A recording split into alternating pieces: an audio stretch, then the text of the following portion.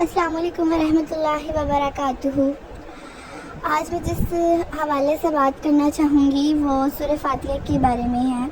اس کے بارے میں تو جتنا آپ بیان کر سکیں وہ کم ہی ہوگا، کیونکہ اس میں اللہ تعالیٰ کی حمد و ثنا، اللہ تعالیٰ کی تعریف بیان کی جا رہی ہے، تو اللہ کی تعریف تو جتنی کریں وہ اتنی ہی کام ہوگی۔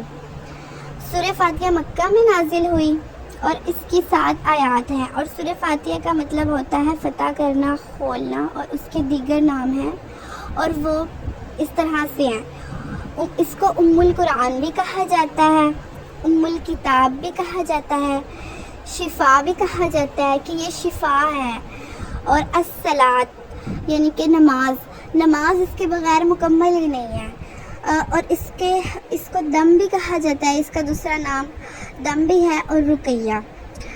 اچھا، اگر ہم اس سورت کی فضیلت کے بارے میں بات کریں نا، تو اگر انسان کے جسم میں کہیں پر بھی کوئی درد ہو اور وہ درد محسوس کر رہا ہو، تو اس کے بارے میں یہ ہے کہ درود شریف پڑھے اور پھر 7 دفعہ سورہ فاتحہ پڑھے اور پھر درود شریف پڑھے، تو اس کو اس طرح کرنے سے نا شفا ملتی ہے۔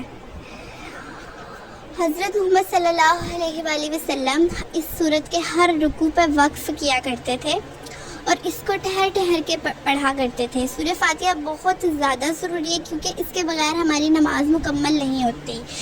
اسے نماز کی ہر رکعت میں پڑھنا بہت ضروری ہے۔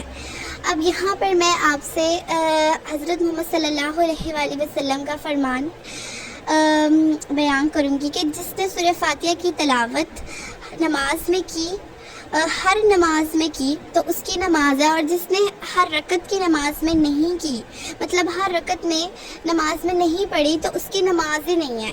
اتنی زیادہ یہ ہمارے لیے اہم ہے یہ سورت، کیونکہ اس میں ہمارے رب کی تعریف بیان کی جاتی ہے، اور بے شک اس کی تو جتنی تعریف کی جائے، جتنی اس کی تعریف کی جائے وہ کم ہے۔ ہم صحیح الفاظ میں اس کی تعریف کا حق نہیں بیان کر سکتے۔